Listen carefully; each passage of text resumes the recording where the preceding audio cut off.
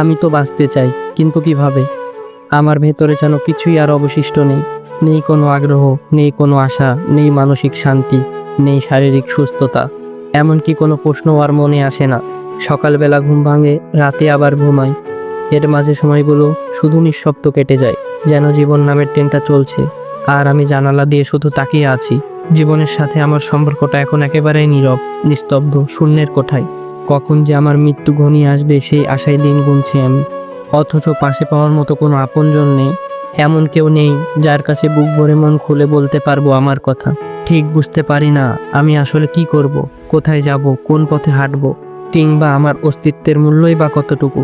তবে একটা সত্যি বুঝেছি, মানুষ আসলে একাই জন্মায়, একাই কাঁদে, একাই বাঁচে আর একাই চলে যায়। তবুও যদি কোনোদিন কেউ শোনার মতো কান দেয়, যদি কোনোদিন কেউ বোঝার মতো মন দেয়, যদি কোনোদিন কেউ পাশে দাঁড়ায়, তবে হয়তো আমি আবার বাঁচতে শিখব। কারণ আমি সত্যিই এখনো বাঁচতে চাই, শুধু জানি না কিভাবে।